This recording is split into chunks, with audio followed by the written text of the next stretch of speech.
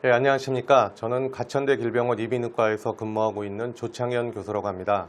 오늘은 귀건강을 위해서 우리가 평소에 해야 될 것들에 대해서 여러분들께 간략히 말씀을 드리도록 하겠습니다.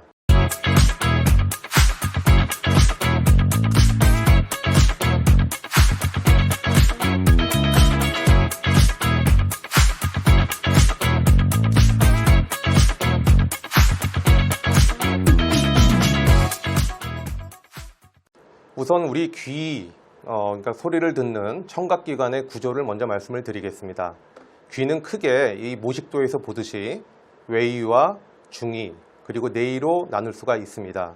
외위라고 하면 우리 귓바퀴와 귓구멍 그리고 고막의 바깥 표면을 다 포함해서 이르는 말이고, 중위는 고막에서부터 시작해서 달팽이관 즉 내위까지 소리를 물리적으로 전달해주는 그런 공기로 차 있는 그런 공간이 되겠고, 내위는 가장 여러분들이 많이 아시는 그 달팽이관 즉 소리를 감지하는 기관과 평형을 맞는 전정기관으로 이렇게 구성이 되어 있습니다. 외위는 바깥에서 들어오는 소리를 귓바퀴에서 모으고, 귓구멍 즉 외위도에서 그 소리를 더 음압을 증폭을 시켜주는 역할을 하게 되어 있고요.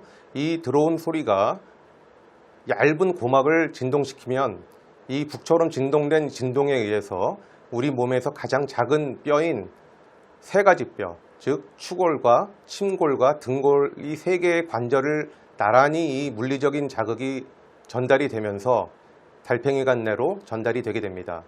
이렇게 전달된 물리적인 소리는 달팽이관 내에 차 있는 림프액을 진동을 시키게 되고요. 그 액체가 진동되는 진동에 의해서 달팽이관에 이렇게 두 바퀴 반을 도는 요 회전에 쭉 분포되어 있는 수만 개의 소리를 감지하는 유모세포를 자극하고, 그 유모세포는 이 물리적인 소리를 전기적인 소리로 변환을 시키게 됩니다. 그래서 이 전기적인 신호가 뇌 쪽으로 향하는 청신경을 통해서 뇌의 대뇌 청각피질로 소리가 전달되는 그러한 구조를 갖고 있습니다. 우리가 귀 질환을 여러 가지로 나눠볼 수가 있는데요. 특히 크게 나눠보면 염증성 질환, 그리고 기능과 관련된 질환, 또 외상, 즉 우리가 어디서 상처를 입거나 교통사고를 당했을 때 발생할 수 있는 질환, 그리고 종양, 이렇게 나눠볼 수가 있는데, 우리가 보통 일반적으로 가장 흔한 질환으로는 염증성 질환과 기능과 관련된 질환이 있겠습니다. 옆에 사진에서 보시듯이 중이염이 가장 대표적인 염증성 질환이 되겠는데요. 이렇게 소아한테서 가장 흔한 고막 안에 물이 차는 삼칠성 중이염이 있을 수가 있고요.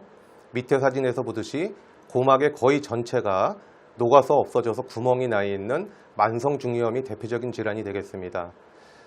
그리고 기능과 관련된 질환으로는 소리를 잘 못 듣는 난청, 그리고 귀와 관련된 어지럼증, 그리고 얼굴마비, 귀에서 소리가 나는 이명 증상 등등이 가장 대표적인 질환이 되겠고, 오늘 제가 이 수많은 질환 중에서 여러분들께 중점을 둬서 말씀드리고 싶은 것은 바로 소리를 잘 못 듣는 난청에 관련된 내용입니다.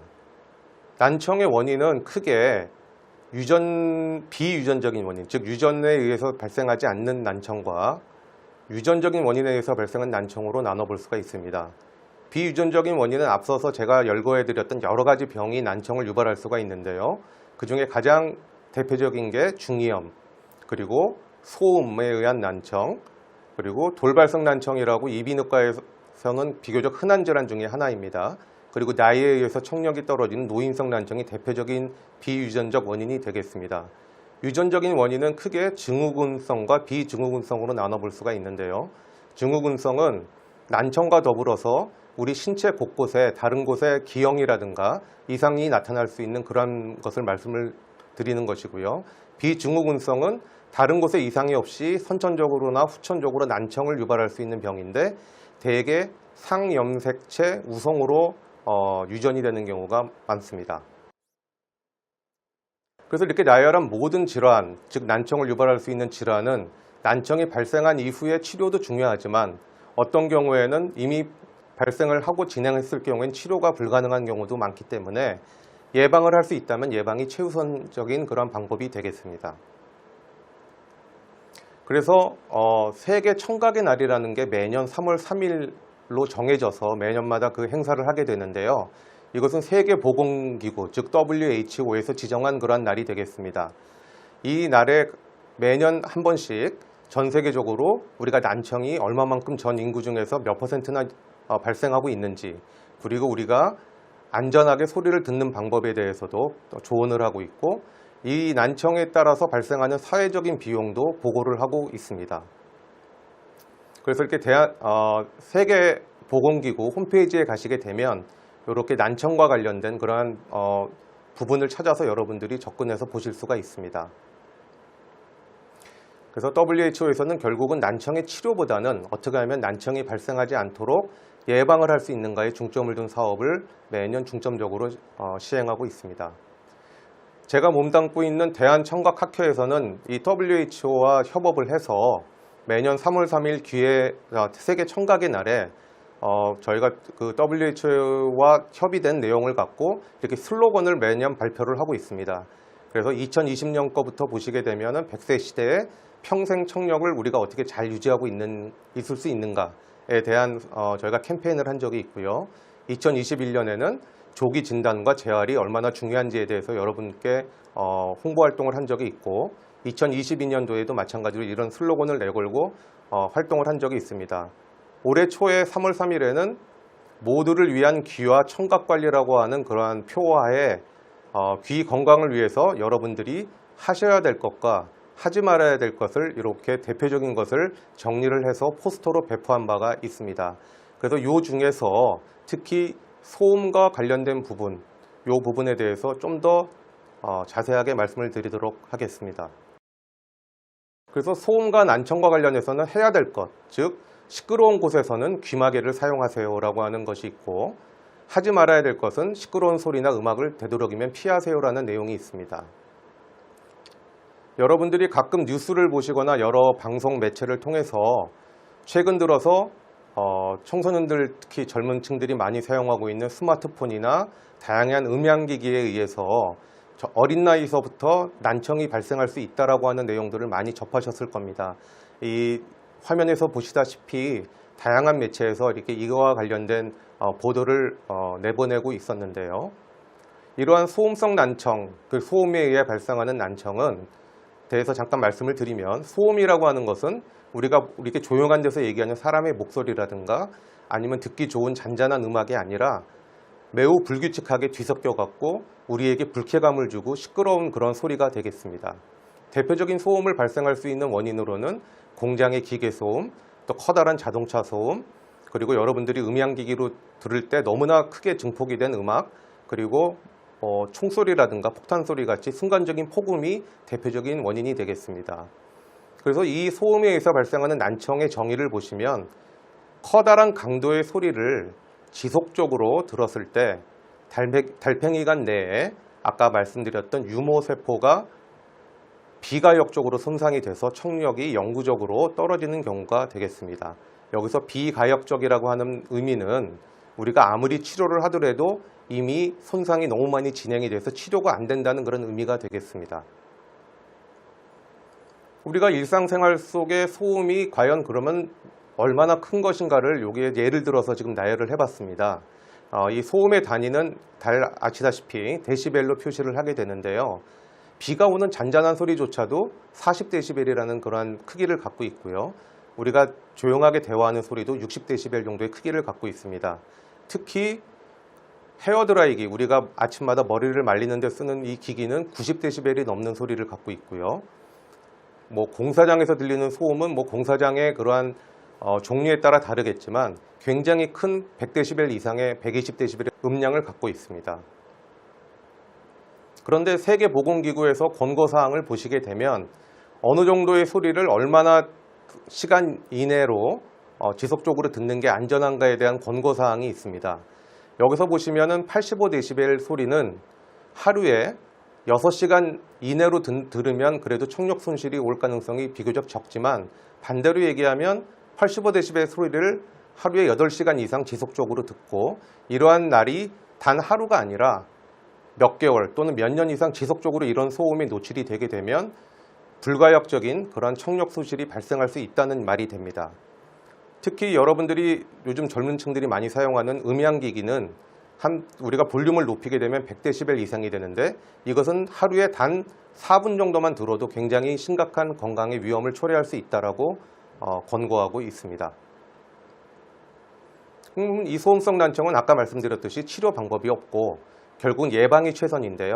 결국은 예방이라고 하는 거는 이러한 우리 몸에 해가 되는 소음에 장시간 너무 큰 소음에 노출되는 걸 피하셔야 된다는 것이고요.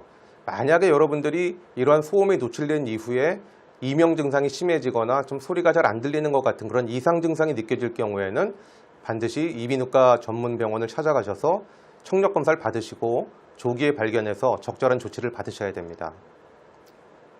그래서 여러분들이 그럼 이상 징후를 어떻게 느끼느냐? 뭐 이거는 많은 그 예 중에서 4가지 예를 제가 대표적으로 드러났습니다. 그래서 이 4가지 증상 중에서 한 가지라도 해당이 되면 가까운 이비인후과 의원이라도 가셔서 청력 검사를 좀 받으시기를 권고드리는데요. 뭐 TV 볼륨을 남들보다 높게 하시는 분들, 대화하면서 자꾸 뭐라고 하면서 되묻는 분들, 그런 전화 통화 시에도 마찬가지로 이게 우리가 사람이 얼굴을 보면서 대화하는 것보다는 사람이 얼굴을 안 보는 상태에서 전화 통화가 더 어려울 수가 있습니다. 그럴 때 이런 어려움이 있으신 분들, 그리고 사람의 말소리는 들리는데 이게 무슨 말인지 발음이 정확히 분간이 안 되는 경우, 뭐 여러 가지 소음성 난청이라든가 아니면 노화성 난청일 경우에 나타날 수 있는 대표적인 증상이 됩니다. 그래서 말소리와 일반 환경음들을 이게 분포하는 이 표가 좀 있는데요. 이거 좀 복잡하게 보이시겠지만 이 가로축은 저주파수에서부터 고주파수 같이 주파수가 이렇게 가로축으로 오른쪽으로 갈수록 높아지는 걸 의미하고요. 세로축은 위에서부터 아래로 갈수록 소리의 강도가 증가되는 걸 의미합니다. 우리 냉장고 같이 우리가 생활 속에서 흔히 접하는 소음은 이렇게 저주파수이면서 낮은 강도의 소리가 되겠습니다. 반면에 제트기가 지나가는 것과 같이 아주 커다란 소음은 고주파수이면서 굉장히 강도가 큰 소음이 되겠죠. 근데 사람이 대화하는 영역은 중간 주파수 정도, 약간 저주파수에서부터 고주파수에까지 넓다랗게 분포가 되어 있고요. 우리나라에서 이제 인구 고령화가 가장 지금 최근에 문제가 되고 있고, 이거에 대한 경고가 많이 나오고 있는데요. 약 한 50년 전인 1970년대만 해도 아주 전형적인 피라미드 구조를 갖고 있었습니다. 즉, 연령이 어린 층이 굉장히 인구가 많고 고령 인구는 굉장히 적은 그러한 구조를 갖고 있었지만 벌써 10년 전인 2010년만 보더라도 중간이 뚱뚱해진 마치 항아리 모양의 그러한 인구 분포를 갖고 있고 우리가 예상하기로는 앞으로 약 30년 뒤인 2050년에는 1970년의 피라미드를 거꾸로 뒤집어 놓은 듯한 역피라미드형으로 고령층의 인구가 인구의 가장 많은 비율을 차지하게끔 그렇게 예상이 되고 있습니다. 결국 이렇게 될 수 있는 이유는 사람의 의료 수준이 발달하면서 사람의 건강 수명 비율이 굉장히 늘어나게 되고 반대로 요즘에도 문제가 되고 있는 저출산 문제 때문에 이 신생아 인구가 줄어들게 되는 그러한 문제 때문에 발생하게 됩니다. 그래서 연령별로 난청의 비율을 조사한 우리나라의 대규모 조사에 의하면 전체를 보면은 100명 중에 3명 정도가 난청을 갖고 있게 되고 신생아 같은 경우는 1000명 중에 7명 정도의 비율을 갖고 있게 되며 60세 이상의 고령층에는 10명 중에 거의 2명에 육박하는 난청 비율을 갖고 있습니다. 그래서 이러한 분들이 난청이 발견됐을 경우에는 그럼 과연 어떻게 이 소리를 못 듣고 사람 말을 못 알아듣는 것을 도와드릴 수가 있느냐. 결국은 가장 간편하면서 기본적인 방법은 보청기를 비롯해서 여러 가지 청각 보조기구를 사용해서 여러분들의 소리를 듣고 말소리를 이해하는 데 도움을 드리는 그러한 것들이 있습니다. 그래서 먼저 이비인후과 병원에 가셔서 제대로 된 청력 검사를 받아보시고 거기서 의사분이 조언하는 거에 따라서 청각 재활을 받으시면 되겠습니다. 그래서 보청기를 사용할 때 우리가 사람이 들을 수 있는 가청 범위는 주파수로 얘기하면 한 250Hz에서부터 한 8000Hz 사이 정도가 됩니다. 그 중에 그 에너지 분포는 아주 낮은 강도인 20dB에서부터 한 60, 70dB 정도 사이에 분포를 하게 되는데요. 이 안에 모든 사람의 말소리가 포함이 된다고 보시면 되겠습니다.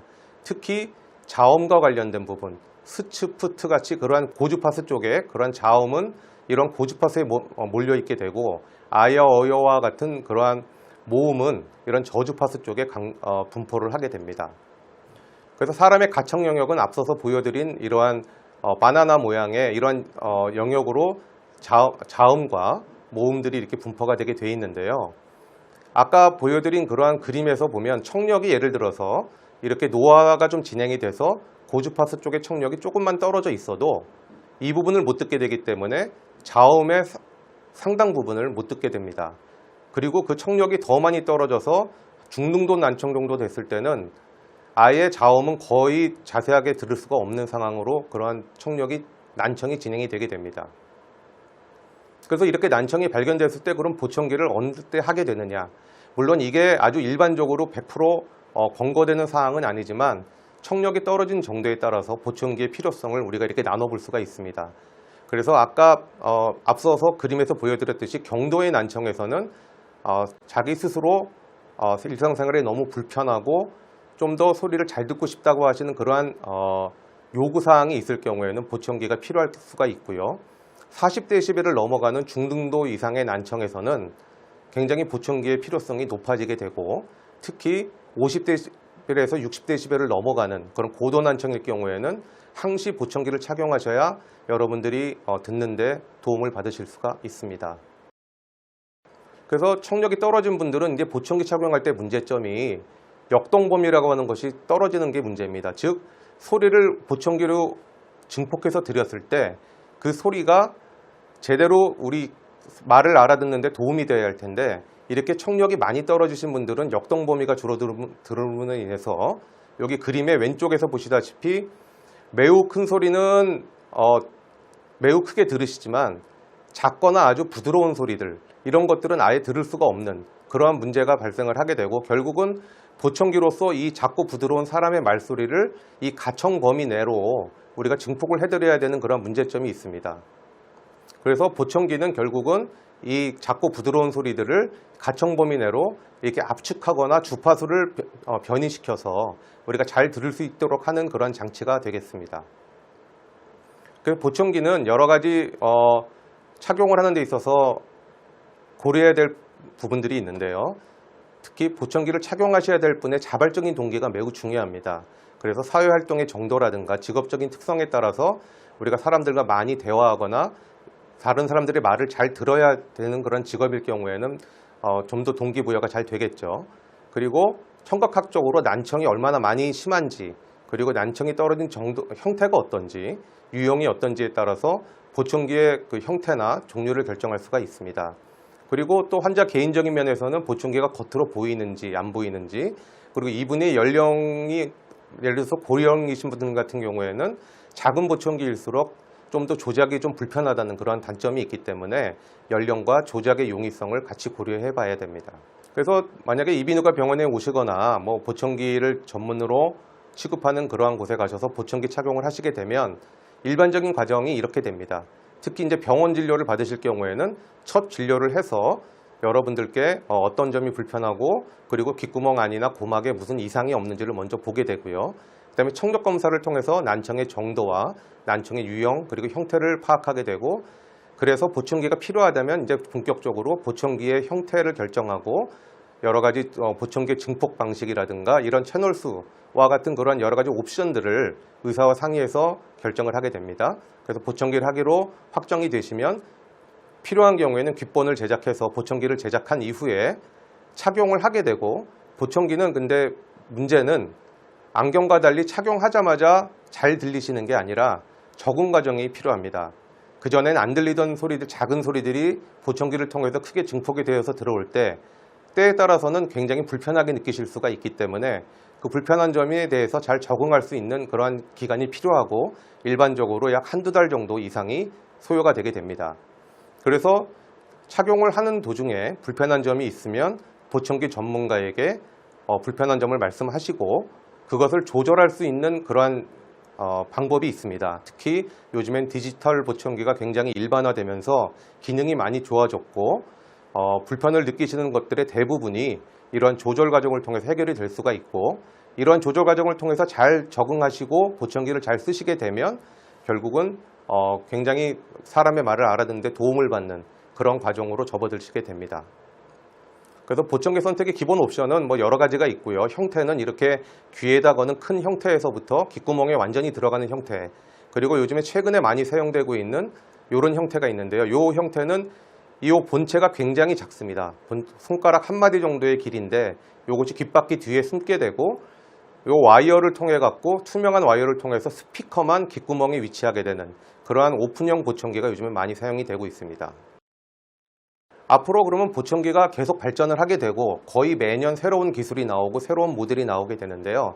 앞으로도 결국은 보청기가 계속 소형화되는 방향으로 발전이 될 것이고, 그리고 내구성과 그리고 먼지나 아니면 물에 굉장히 강한 그러한 보청기가 앞으로는 좀 더 개발이 될 것이고, 디자인도 개선이 돼서 모양도 좋고 잘 눈에도 안 띄고, 그리고 사용하는 사람이 편리할 수 있도록 이렇게 점점 발전을 하고 있고요. 배터리는 물론이고, 그리고 이 보청기 안에 소리를 증폭해 줄 수 있는 주파수 대역별로 소리를 나눠서 증폭해 줄 수 있는 채널이 확장이 되는 그러한 발전이 이루어지고 있고, 최근에 특히 이제 많이 대두가 되고 있는 사물 인터넷이나 인공지능을 적용한 그런 보청기들도 요즘 나오고 있습니다. 결국은 이러한 보청기의 발전이 원활하게 지속이 되려면 이 보청기 안에 들어가 있는 우리 컴퓨터로 얘기하면 마더보드 같은 그러한 디지털 신호 처리 칩이 굉장히 중요하고, 이 신호 처리 칩이 좀 더 소형화되고 많은 용량을 처리할 수 있을수록 이러한 발전이 구현이 될 수 있는, 실현화될 수 있는 그러한 쪽으로 가게 될 것입니다. 제가 몸담고 있는 대한청각학회에서는 여러분들이 홈페이지에 잠깐 들어가셔서 보시면 여러 가지 다양한 청각 질환이라든가 청각 재활, 그리고 여러 가지 교육 프로그램에 대한 안내가 나와 있습니다. 누구든지 들어오셔서 그곳에서 여러분들이 필요한 정보를 얻으실 수가 있고요. 앞으로 한 3년 정도 남았습니다. 2026년에 전 세계에서 약 10,000명 이상이 모여서 학술대회를 하는 세계 청각학회를 유치하여서 서울에서 개최하게 되었습니다. 3년이나 남아있지만 여러분들의 많은 관심과 성원을 바라겠습니다. 네, 지금까지 난청의 전반은 아니지만 그래도 소음과 관련된 것, 그리고 연령 노화와 관련된 난청을 어떻게 발견을 하고 적절하게 어떻게 치료하는가에 대해서 여러분께 말씀을 드렸습니다. 일상생활에서 여러분들이 노래방이라든가 항상 접하는 그러한 시끄러운 장소에서 얼마나 우리 귀 건강을 위해서 조심하셔야 되는지 항상 숙지하시고, 제가 오늘 말씀드린 내용을 조금이라도 여러분들의 건강에 도움이 되셨으면 좋겠습니다. 감사합니다.